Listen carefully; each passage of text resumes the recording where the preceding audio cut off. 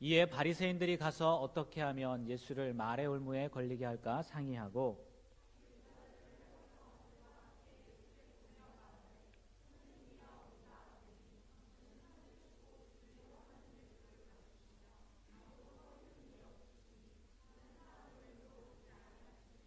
그러면 당신의 생각에는 어떠한지 우리에게 이르소서. 가이사에게 세금을 바치는 것이 옳으니까 옳지 아니하니까 하니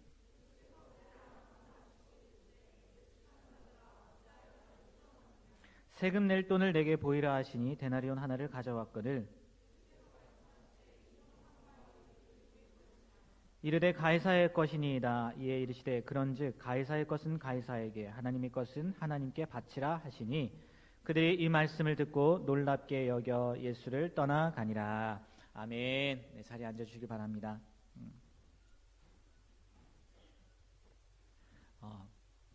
지금 우리가 마태복음 22장 읽었는데요. 이 시대적인 배경이, 이 말씀의 시대적인 배경이 어떤 시대인지 아십니까? 로마 시대예요. 로마. 네, 다 아시죠? 한 번쯤 세계사 시간에 들어보셨을 것 같은데 로마 하면은 떠오르는 사람이 있습니까, 여러분? 로마 하면 누가 떠오르나요? 제가 이 질문을 우리 김영식 전사님한테 했더니 로마 하면 누가 떠오르나 그랬더니 또띠가 떠오른다고 그러더라고요. 또띠가. 웃는 사람들은 누군지 알아요, 그렇죠? 로마 하면 누가 떠오르나요, 로마? 아마 글래디에이터 그 영화를 떠올리지 않을까 그 생각이 들더라고요. 로마 하면은 우리 막시무스 기억나시나요? 예전 영화에서 저 주인공이 누군지 아시죠? 러셀 크로우라는 그 주인공입니다. 막시무스, 코모도스, 검투사 그 모습이 떠오르지 않을까 이 생각도 해봤고요. 가장 유명한 사람이겠죠. 로마 하면 네로 황제가 아마 떠오르지 않을까 그런 생각이 들더라고요. 그런데요, 막시무스, 코모도스도 마찬가지겠지만 이 네로 황제는요 예수님 시대보다 훨씬 나중 시대의 사람이에요. 특히 오늘 말씀에 가이사 이야기가 나오지 않습니까? 가이사의 것은 예수님께서 가이사의 것은 가이사에게 하는데 이 가이사가 오늘 성경에서 예수님이 가이사 것은 가이사 하는데 이 가이사가 누군지 아시나요? 가이사. 참고로 이 가이사는 우리 카이사르 들어보셨죠? 카이사르. 아니면 이 말을 더 많이 들어보셨을 것 같아요. 시저. 예, 들어보셨을 거예요. 시저. 이 성이란 말이에요. 카이사르, 시저. 이 가이사라는 게 성이거든요. 누구의 성? 율리우스 카이사르의 성. 율리우스 시저, 율리우스 가이사 이렇게 부른다는 거죠. 이 성이었는데 제가 김동우 김씨인 것처럼 성이었는데 여기서 말하는 가이사는 황제를 얘기한단 말이에요. 황제. 근데 왜 갑자기 이 가이사라는 성이, 시저라는 성이, 카이사라는 성이 황제로 이렇게 부름받게 되었느냐는 거죠. 여기서 말하는 게 그 율리우스 시저를 얘기하는 게 아니거든요. 황제를 이야기하는 거라는 거죠. 이 세계사를 보면은 그렇다는 거예요. 원래 율리우스 시저의 아들이 없죠. 그래서 양아들 옥타비아누스 들어보셨나요? 지금 역사 시간, 세계사 시간이에요. 옥타비아누스가 제정시대를 열죠. 황제가 다스리는 시대를 연다고요.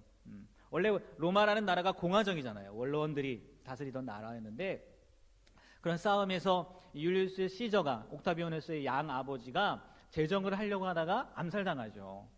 공화정을 없애려고 하다가 암살을 당합니다. 그래서 그 후계자로 옥타비아누스가 되는데 이 옥타비아누스가 이게 장악을 하게 되는 거죠. 그러면서 황제, 제1대 황제가 옥타비아누스가 되는 건데, 그 원로원들이 이제 쫄은 거죠. 옥타비아누스가 너무 잘하니까, 쫄은 거예요. 그래서 이 옥타비아누스에게 그 칭호를 붙입니다. 무슨 칭호를 붙이냐? 아우구스투스. 들어보셨나요?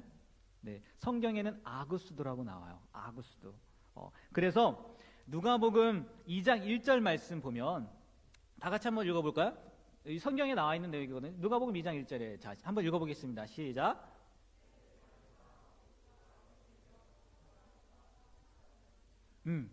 네, 이 아구스도가 누구냐면 옥타비아누스를 이야기하는 거예요. 근데 존엄한 자, 존귀한 자라고 불렀다는 거죠. 근데 이 옥타비아누스 시대부터 황제, 재정 정치를 시작했는데 그 황제라는 칭호를 뭘로 붙였냐? 아버지의 성 시저를 붙였다는 거예요. 가이사르를 붙였다는 거죠. 카이사르를 붙였다는 거죠. 그래서 그때부터 원래 가이사르라는 게 시저라는 게 카이사르 시저라는 게 성이었는데 이 옥타비아누스 황제부터는 뭘로 바뀌었다고요? 황제의 칭호로 바뀌었다는 거죠. 그래서 가이사 아구스도, 황제 아구스도 이렇게 되었다는 거죠. 물론 지금 뭐 세계사 시간은 아니지만 나왔으니까 잠깐 이야기를 한다면 그렇다는 거예요. 그렇다고 해서 이 옥타비아누스가요, 예수님 시대에 황제였을까? 황제였을까요? 황제였죠, 당연히. 예수님 태어나시기 전에 호적하라고 했으니까. 엄밀히 따지면 예수님이 지금 공생애를 살고 계시잖아요. 이때의 황제는 티베리우스 황제예요. 옥타비아누스의 다음 황제죠. 그래서 AD 14년경에 그 티베리우스가 제의를 하고 옥타비아누스가 죽거든요. 그래서 지금은 아마 티베리우스 황제가 다스리던 시대라는 거죠. 아무튼 세계사는 여기까지 하고요. 말씀으로 돌아가서 그러면 왜 바리새인들이 지금 오늘 말씀해 보니까 헤롯 당원들이랑 예수님 앞에 나와서 가이사에게 세금을 바치는 것이 옳습니까? 옳지 않습니까? 라고 질문을 했느냐는 거예요. 우리가 생각할 때 세금을 내는 거 당연하지 않습니까? 우리나라 국민으로 산다고 하면 세금을 내는 거 당연하잖아요. 근데 바리새인들이 헤롯 당원을 데리고 와서 지금 예수님 앞에 나와갖고 우리가 가이사에게, 황제에게 세금을 바치는 것이 옳습니까? 옳지 않습니까? 라고 물어본다는 거예요. 예수님도요, 오늘 18절 말씀해 보니까요, 이렇게 얘기해요. 악하다고. 왜 이거 갖고 나를 시험하냐? 당연한 건데 이거 갖고 나를 시험하냐? 그런 의미일 수도 있겠죠. 예수님도 그렇게 물어보신다는 거예요. 다시 말해서 이들이 갖고 온 질문이요, 단순한 질문이 아니었다는 거예요. 그럼 세금 낼까요 말까요? 이 질문이 아니었다는 거죠. 그래서 예수님도 왜 나를 시험하느냐? 니들 다 아는데 왜 나를 시험하느냐라고 물으셨겠죠, 오히려. 그러면요, 이것도요, 또 그 상황을 봐야 돼요. 지도를 한번 보여주시겠어요? 지도. 네. 잘 보이시나요? 잘 안 보이죠? 보이시나요? 색깔로 구분을 하시면 좋을 것 같아요. 이 당시에 로마의 지배하에 이스라엘이 있었지 않습니까? 그런데 로마가 분봉왕이라고 왕을 세우는 거예요. 이 자기들의 정복한 그 나라에 분봉왕을 세웁니다. 그래서 여러분이 보실 때 주황색이죠. 주황색은 헤롯 빌립이, 그리고 초록색은 헤롯 안티파스라고도 합니다. 헤롯 안티파스가, 그리고 분홍색, 좀 땅이 크죠? 사마리아 지역과 유대 지역, 이 지역은 헤롯 아켈라우스라고도 하는 이 세 사람이 분봉왕으로 그 지역을 지배하고 있었어요. 그러니까 왕을 세운 거죠. 근데 문제는 뭐냐? 뭐 같은 형제들입니다. 다 헤롯 다 같은 형제들이에요. 헤롯 빌립, 헤롯 아켈라오 다 같은 형제인데, 문제는 뭐냐? 우리가 볼 때 분홍색 있지 않습니까? 그 분홍색에 헤롯 아켈라오가요, 폐위를 당한 거예요. 잘못한 거죠. 정치를 잘못한 거예요. 그래서 로마가 폐위를 시킵니다. 그러니까 그 사이에 왕이 없는 거죠. 분봉 왕이 없는 거예요. 그리고 나서 총독, 그 당시에 시리아 총독인 그 구레뇨가 이 아켈라오의 재산을 다 몰수하고, 그리고 세금의 액수를 정하려고 인구 조사를 했다는 거예요. 이때가 어느 때냐? 예수님이 어렸을 때. 그런데요, 그 문제를 가지고 유다라는 사람이, 가룟 유다 이름이 똑같죠. 유다라는 사람이요, 야, 이스라엘의 왕은 하나님인데 왜 이방 왕들에게 세금을 바치냐? 그러면 이방신을 인정하는 거 아니냐? 그래서 반역을 일으킨 거예요. 반역을 일으키고 그 반역을 진압을 한 거죠. 그러니까 문제된 지역이라는 거예요, 저 지역이. 다른 헤롯 빌립이나 그리고 헤롯 안티파스 같은 경우는 같은 계통이었거든. 물론 그 사람들은 에돔 사람이에요. 그런데 종교적으로 유대인이란 말이에요. 종교적으로. 그래서 왕이니까, 자기들과 같은 유대인이 왕이니까 어차피 세금 바치는 거 왕한테 바친다고. 그게 그건데 사람들이 참 재밌는 것 같아요. 어차피 그들에게 바치는 거니까 상관없는데, 이 지역, 유대 사마리아 지역 같은 경우는 지금 왕이 있어요, 없어요? 없어요. 그래서 총독이 다스림으로 인해서 바치면, 세금을 바치면 그게 누구에게 간다고? 로마에게 간다. 이방신을 섬기는 로마에게 간다. 그래서 들고 일어났다는 거예요. 반역자가 생겼다는 거죠. 그래서 그 문제가 벌어진 지역이 어떤 지역이냐? 바로 저 지역이라는 거예요. 그런데 예수님이 지금 어디에 들어가신 거예요? 그 지역에 들어가신 거예요. 유대 땅에 들어가신 거죠. 예루살렘 땅에 들어가신 거예요. 그러니까 지금 누가요? 바리새인들이 제자들과 누구와 같이? 헤롯 당원들과 같이 예수님 앞에 와서 물어보는 겁니다. 우리가 세금을 가이사에게, 황제에게 바치는 게 맞습니까? 맞지 않습니까? 라고 물어보는 거예요. 헤롯 당원들은요, 친로마적인 사람들이에요. 바리새인들과 정반대되는 사람들이죠. 왜 될 것 같겠습니까? 왜요? 왜? 만약에 예수님께서 바쳐도 돼. 어차피 세금인데 우리가 내야 될 건데 바쳐도 돼. 아니, 바치면 안 돼. 만약에 이렇게 얘기했다면, 그 유다처럼 바치면 안 돼. 그랬다면 그 얘기를 누가 듣겠습니까? 같이 간 헤롯 당원들이 듣는 거죠. 친로마적인 사람들이 듣는 거예요. 그럼 어떻게 하겠어요? 예전에 그 유다처럼 반역자네, 세금 못 바치게 하네, 반역자네 해서 예수님을 잡을 수 있다는 거예요.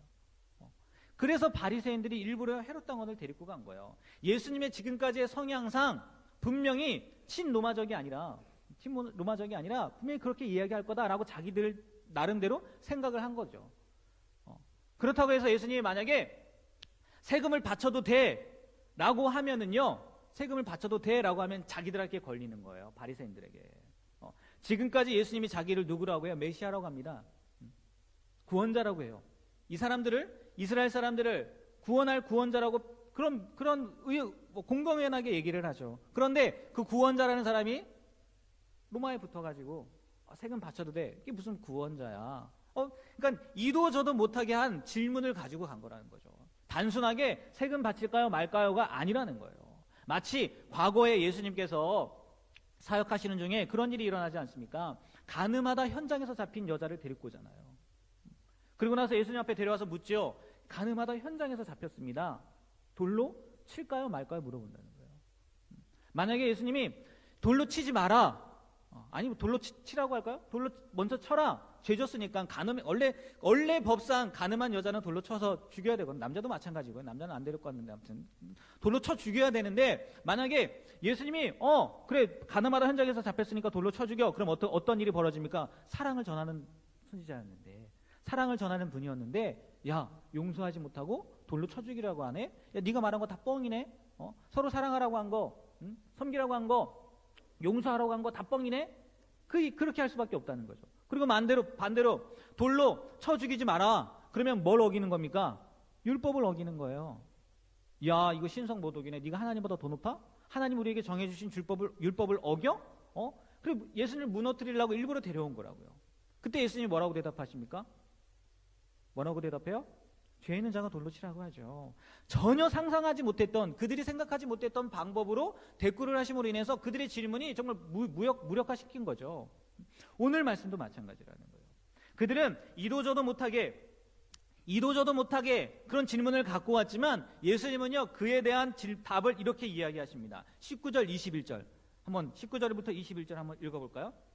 자, 다 같이 한번 읽어보겠습니다. 세금 낼 돈을 내게 보이라 하시니 데나리온 하나를 가져왔거늘 예수께서 말씀하시되 이 형상과 이 글이 누구의 것이냐? 이르되 가이사의 것이니이다. 이에 이르시되 그런즉 가이사의 것은 가이사에게, 하나님의 것은 하나님께 바치라 하시니. 아멘. 먼저 그들이 말하는 세금 낼 돈을 예수님한테 보여달라는 거예요. 아마 기대를 했겠죠. 뭔가 대답을 하겠구나. 대답하려고 갖고 오라고 한 거니까요. 그래서 그들이 갖고 있던 돈을 보여드립니다. 사진을 준비했는데 아마 이런 동전이었을 거예요. 네. 제가 자료를 찾아봤는데 이 사진은 티베리우스의 그 형상이거든요. 그러니까 티베리우스 은하예요. 옥타비아누스 말고 두 번째 황제는 티베리우스의 은하인데, 이거는 아닐 거라고 얘기를 하더라고요. 그 당시에 유대에서 이 은하는 이렇게 통상되지 않고 아마 옥타비아누스 황제가 있는 그림일 거다라고 얘기를 하는데, 어쨌든 이런 모양인 거죠. 앞에는 황제의 모양이 있고, 뒤에는 종려나무까지인가 뭔가 이렇게 들고 보좌에 앉아 있는 왕자에 앉아 있는 그림, 이것을 가지고 왔다는 거죠. 다시 말해서 그 사람들도 그것을 사용하고 있다는 거예요. 유대인들이지만 바리새인들이지만 이 은화를 자기들도 사용하고 있는 거예요. 그런데 그러면서 이제 그들이 이야기하죠. 예수님의 질문에 황제의 얼굴과 황제의 글입니다라고 이야기를 합니다. 그러니까 예수님께서 뭐라고 해요? 가이사의 것은 가이사에게, 하나님의 것은 하나님에게, 황제의 것은 황제에게 바치고 하나님의 것은 하나님께 바쳐라는 대답을 해주시는 거죠. 이게요, 대답한 것 같기도 하고 아닌 것 같기도 하고 이것도 아니고 저것도 아니고, 분명히 대답은 하셨는데 자기들이 생각하는 것과 전혀 의외의 답을 하셨는데 들어보면 이게 맞는 말 같기도 하고 막 그랬다는 거죠. 이거를 제가 이렇게 해석을 했어요. 어떻게 해석을 했냐? 그들은 정치와 종교적인 질문으로 예수님을 공경에 빠뜨리려고 한 건데, 그렇죠?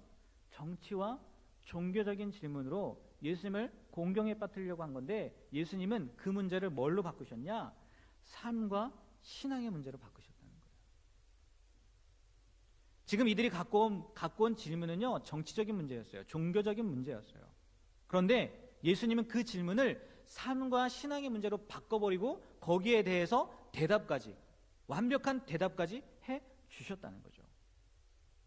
여러분, 그런 이야기 들어보셨을 거예요. 지금 미국의 대통령이 트럼프이지 않습니까? 트럼프가 대통령이 된 이유 중 하나가요, 많은 이유가 있더라고요. 근데 그 이유 중 하나가 복음주의 기독교인의 81%가 찍었기 때문이라는 거예요. 복음주의라고 하면은 말씀대로 사는 사람들이라고 생각하시면 돼요.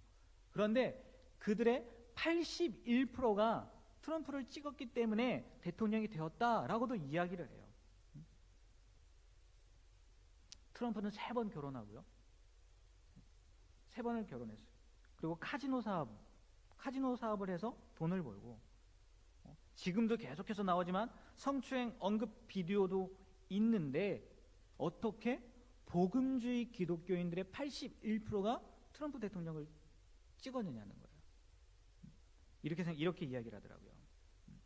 선거 유세 기간 동안에요, 이런 말을 했대요. 트럼프 대통령이 낙태, 종교의 자유 등에서 미국 사회의 방향을 정할 연방 대법관 그 임명을 해야 되는데, 곧 대통령이 되면 임명을 해야 되는데, 임명 문제에 있어서 차기 연방 대법관의 후계자 21명을 이 트럼프가 발표하는데요, 다래요. 21명 다 낙태를 반대하고 종교의 자유를 지지하는 보수적인 판사들이었다는 거예요.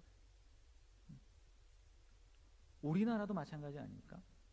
지금은 구속되셨지만 예전에 서울시장 하셨을 때 뭐라고 얘기합니까? 서울시를 하나님께 드립니다 라고 했던 분도 계시잖아요. 곧 지방선거도 옵니다.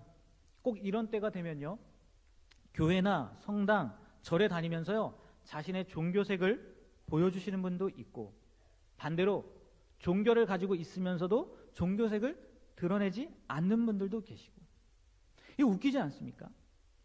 그전에는 나타나지도 않다가 선거철만 되면 나타난다는 거예요. 그런데요, 이 문제는 예수님의 시대뿐만이 아니라 예수님이 앞으로 오실 때까지 계속 이어질 거라는 거죠. 종교와 정치를 어떻게든 종교를 정치로, 정치를 종교로 이렇게 활용하려고 하는 사람들, 활용이 아니죠. 이용하려고 하는 사람들이 있다는 거예요. 하지만 예수님은요, 그러한 것을 원하지 않으셨다는 거예요. 대답하는 것조차 싫어하셨다는 거죠. 저만의 생각이지만 어쩌면 예수님 그런 거에 관심조차도 없었을 것 같아요. 예수님의 관심은 종교와 정치가 아니라는 거죠. 개개인의 삶과 신앙이라는 거예요.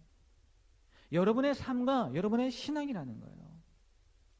여기서 특별히 제가 이렇게 정의를 내렸어요. 제가 삶과 신앙이라고 했는데, 신앙이라는 거, 제가 말씀드리는 신앙이라는 것은 예수님만을 의지하는 믿음을 의미하는 거고,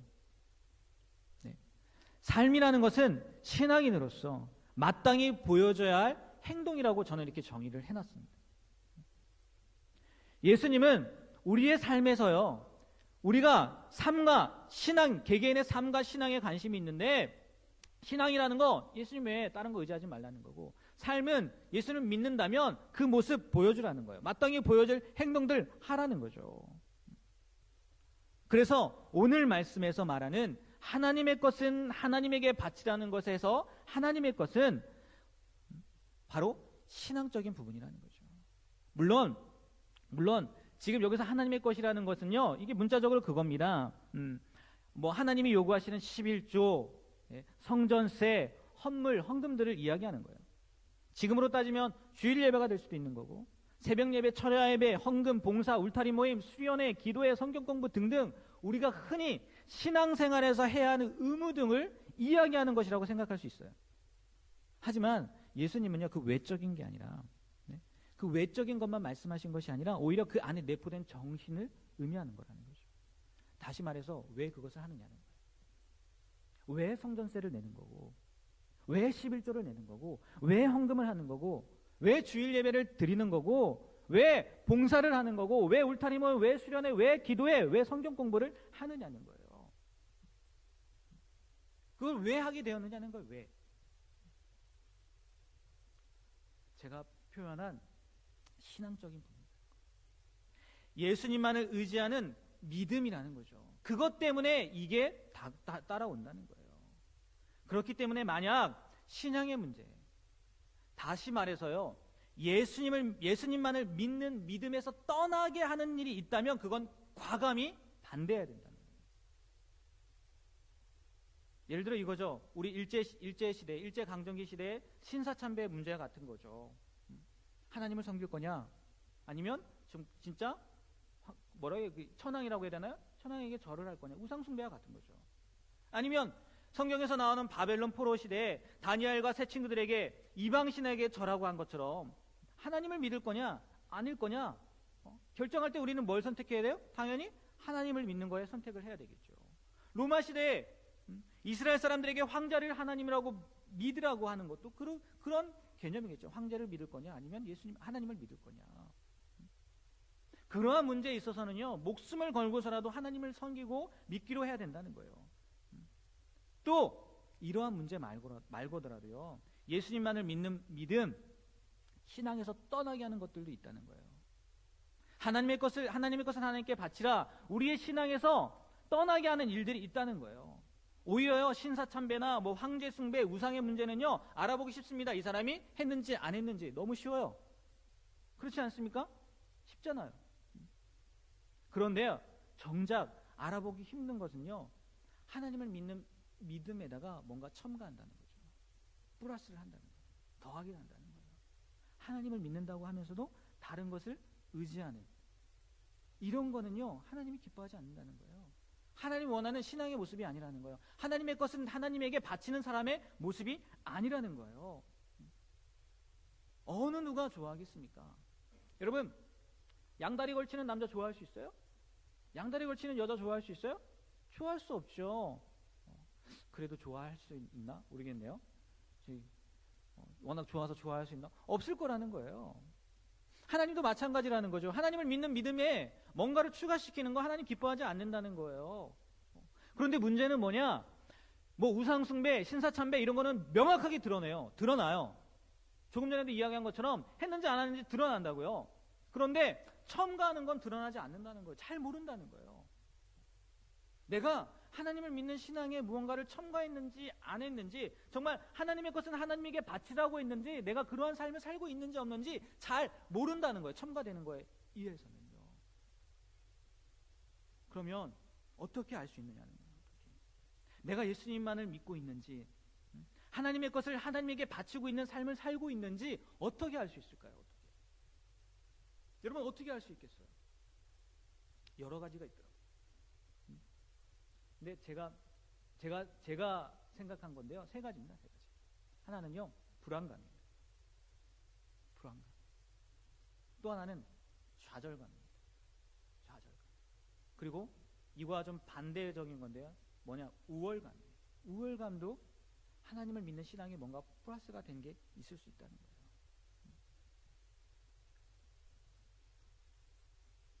내가 하나님 앞에 무엇을 했어?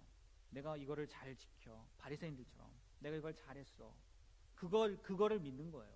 하나님만을 믿는 게 아니라 나는 정말 뭐 예를 들어 이거죠. 난 새벽 예배도 하고 주일 예배도 한 번도 안 빠지고 난 철야 예배도 드리고 얼마 전에 세일을 했는데 한 번도 안 빠졌어. 그리고 난 11조도 하고 봉사도 하고 구제도 하고 정말 할 거 다 너무 많이 다 해. 다 해. 그런데 그 마음 가운데 하나님만을 의지하는 마음이 아니라 내가 지금 하고 있는 행동들 이것도 의지하는 마음이 있다는 거. 자랑하고 싶은 마음이 있다는 거죠. 근데 제가 볼 때 여기 앉아 계신 분들은 이걸 잘하지 않기 때문에 이건 제쳐두고 우리들 가운데 그게 있다는 거예요. 불안감, 좌절감. 한번 여러분 어떤 거에 불안함을 느끼십니까? 어떠할 때 좌절감을 느끼시는지 한번 생각해 보세요. 여러분들 가운데요, 돈이 없는 것 때문에 혹시 불안해 하십니까? 좌절감을 느끼세요? 제가 예전에 철야 예배 때 이 간증을 한 적이 있어요. 저는 사례비를 받으면 다 아내에게, 집사람에게 줍니다. 제게 아니에요. 다 맡겨요. 그러니까 어떻게 사용하는지 저는 관심이 없어요. 그리고 불안하지도 않아요. 어차피 맡겼기 때문에. 내게 아니거든요. 근데 저희 비자금이 있거든요.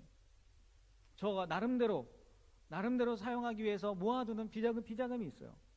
그런데요, 얼마 안 되거든요. 그거에 비하면 정말 뭐 요만큼이거든요. 이렇게 사용을 하면 줄어드는 게 보이지 않습니까? 불안해요. 얼마 안 되는 재정임에도 불구하고 그게 떨어지면 불안해요. 뭔가를 못할 것 같아요. 보여주시더라고요. 하나님을 믿는다고 하면서 왜 내가 그걸 의지합니까? 맡기지 못하니까. 아내에게 맡겼을 때는요, 불안하지 않아요. 어차피 다 알아서 할 건데. 이런 부분들이요, 하나님을 믿는, 하나님의 것은 하나님의 드리는 신앙의 모습 우리가 확인할 수 있다니까요. 여러분이 만약에 그런 것 때문에 불안감을 느낀다, 좌절감을 느낀다, 하나님만을 의지하는 거 아니에요. 하나님께 드리는 모습이 아니라는, 하나님의 것을 하나님께 바치는 모습이 아니라는 거죠. 돈 문제만 있겠습니까? 사람의 문제도 있죠. 남자친구가, 그러지 않길 바라는데 남자친구가 없어서 불안하세요?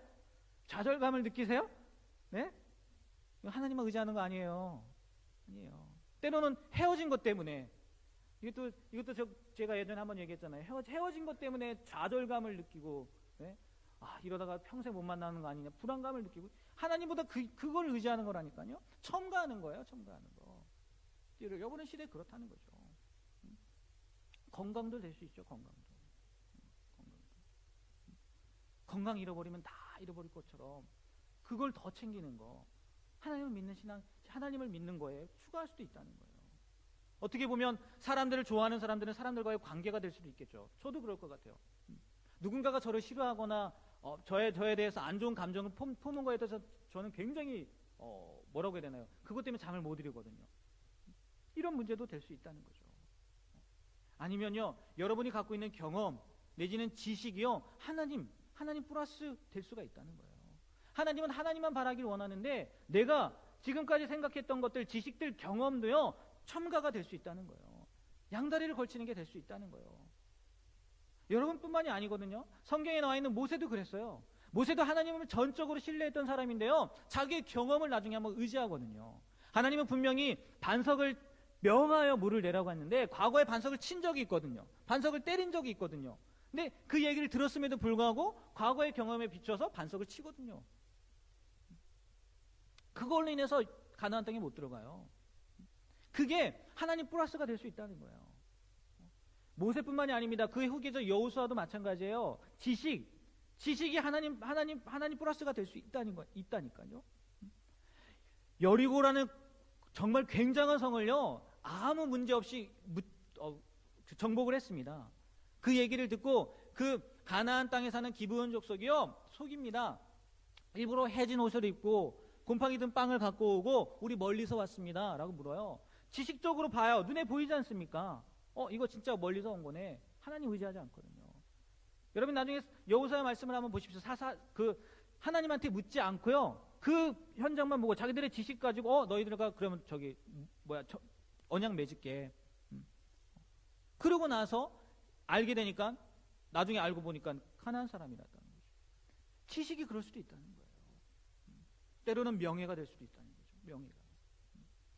우리가 명예라고 하니까 굉장히 먼 것 같은데 사람들의 평가라고 하면 어떨까요? 사람들의 평가가 하나님 말고 또 다른 게 될 수 있다는 거예요. 저 사람이 나를 어떻게 생각할까? 이것 때문에 불안해한다든지, 그들의 평가로 인해 좌절한다면 그거는요, 하나님만을 의지하는 믿음, 예수님만을 믿는 믿음을 갖지 못했다는 증거라는 거예요. 이렇게 보면 알 수 있다는 거예요. 제가 누누이 얘기하지만요, 다른 사람들이 우리를 평가하는 그 평가가 완벽한 평가가 아니라니까요. 평가는 누가 하시는 거예요? 하나님이 하시는 거예요. 근데 우리는 그 평가에 연연한다는 거예요. 누가 나를 어떻게 생각할까? 내가 이런 행동을 했을 때, 내가 이런 이야기를 했을 때 저 사람 나를 어떻게 생각할까? 하나님이 중요한데. 그런데도 불구하고 우리는 사람들의 평가 때문에 불안해하거나 좌절하기도 한다는 거죠. 지금 쭉 이야기하는 거예요. 무엇이 됐든지 간에요, 하나님만을 전적으로 신뢰하는 데에서, 하나님만을 바라보는 데에서 멀어지게 하는 것이 있다면 그건 무엇이든지 다 내려놔야 된다는 거예요. 이것이요, 신앙에 있어서 우리가 가져야 할 모습, 하나님의 것은 하나님에게 드리는 자의 모습이라는 거예요. 그런데 이 참된 신앙인, 예수님만을 전적으로 신뢰하는 사람들은요, 하나님의 것은 하나님에게 바치는 이 사람들은요, 여기서만 뿐만이 아니라, 그걸로 멈추는 게 아니라 삶에서도요, 그 모습이 드러나야 된다는 거예요. 오늘 말씀으로 표현하자면 가이사의 것은 가이사에게 드릴 수도 있어야 된다는 거죠. 물론 예수님께서 말씀하신 의도는 하나님의 뜻으로 로마의 지배하에 있다면, 그래서 당시에 그 사람들이 하나님의 뜻으로 로마의 지배하에 있는 거니까 로마의 세금을 바칠 뿐만 아니라 그 법을 준수하고 합당한 요구에 응하는 것은 당연한 의무임을 강조한 거예요. 가이사의 것은 가이사에게 라는 건 그 의미라는 거죠. 뭐 그렇다고 해서 이게 반민족적이고 친로마적인 입장을 말하는 것이겠습니까? 아니죠. 아니라는 거예요. 정치적인 것을 말씀하신 것이 아니라 우리의 삶에서, 여러분의 삶에서 갖춰야 할 기본적인 것을 이야기하신다는 거예요. 저의 생각이라고 하면서 위에서도 언급한 세상에서의 삶과 신앙은 별개의 문제가 아니라는 거예요. 다른 문제가 아니라는 거예요. 신앙은 있는데, 예수님은 잘 믿는데 삶에서 갖춰야 할 기본적인 것들을 지키지 않는다. 이건 어불성설이라는 거죠. 하나님의 것은 잘하는데 가이사의 것은 못한다. 이건 어불성설이라는 거예요. 말도 안 되는 소리라는 거예요. 오히려 예수님을 믿는 사람은, 하나님의 것은 하나님께 드릴 수 있는 사람은요, 가이사의 것은 가이사에게 바칠 수도 있어야 된다는 거예요. 제대로 할 수 있어야 된다는 거죠. 쉬운 말로 법을 더 잘 지켜야 된다는 거예요. 그런데 그거는요, 정치적인 이유로, 종교적인 이유도 아니라는 거야. 하나님 때문에. 하나님을 믿기 때문에, 하나님만을 전적으로 신뢰하기 때문에 당연히 그렇게 살아야 한다는 거죠. 여러분, 이런 사람이 있을까요? 예수님은 잘 믿어요. 하나님은 너무나 잘 믿어요. 근데 거짓말도 잘해요. 예수님은 너무 잘 믿는데 뒷담화도 잘해요. 예수님은 잘 믿어요. 근데 교통질서는 안 지켜요. 예수님은 잘 믿는데 남의 거 빌리고 안 갚아요. 예수님 잘 믿는데 쓰레기 아무데나 버려요.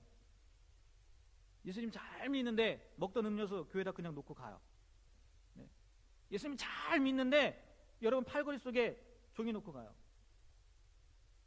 예수님 잘 믿는데 성적으로는 문란해요. 예수님 잘 믿는데 게을러요. 예수님 잘 믿는데 회사에서 딴짓해요. 예수님 잘 믿는데요, 탈세하고요, 횡령하고요, 부정 청탁하고요, 뇌물 주고요, 막 그래요. 그럴 수 없다는 거죠. 그럴 수 없다는 거예요. 만약 이러한 사람들이 우리가 말하는 신앙생활을 아무리 철저히 하고 아무리 잘한다 할지라도요, 그건 위선일 뿐이라는 거죠. 가식일 뿐이라는 거죠. 하나님의 것을 하나님께 제대로 드리는 사람이라면요, 가이사의 것을 못할 수 없다는 거예요. 제대로 못할 수 없다는 거예요. 가이사의 것과 하나님의 것 결국은요, 별개가 아니에요. 다른 게 아니에요. 다시 말해, 신앙과 삶 별개 아니에요. 별개가 아니에요. 다른 게 아니에요. 예수님은요, 신앙과 삶의 문제를요, 별개의 문제로 생각하신 분이 아니고요, 그렇게 말씀하시도 않았어요. 또 종교를 정치와 연관지어서 생각하지도 않으셨어요. 우리가 그렇게 잘못 생각하고 잘못 이용하는 거죠. 여러분은 어떠한 삶을 살고 계십니까? 진짜 예수님을 믿는 사람이라면 가이사의 것은 잘하는데 하나님의 것은 잘못할 수 없고요, 진짜 예수님을 믿는 사람이라면 하나님의 것을 잘하는데 가해사의 것은 못할 수도 없습니다. 여러분의 신앙을 그리고 여러분의 삶을 점검해 보시길 바랍니다. 그리고 오늘 예수님께서 말씀하신 가해사의 것은 가해사에게, 하나님의 것은 하나님에게 별개의 문제로 바라보지 마시고요. 삶과 신앙의 문제로 바라보시고, 삶도 신앙도 하나님이 원하시는 모습대로 살아가실 수 있으면 좋겠어요. 그게 진짜 예수님이 말씀하시는 거고, 진짜 예수님이 원하시는 우리의 모습이라는 거죠. 삶과 신앙이 일치가 된 삶이 되는, 신앙이 되는 우리가 되길 주님의 이름으로 부탁드립니다.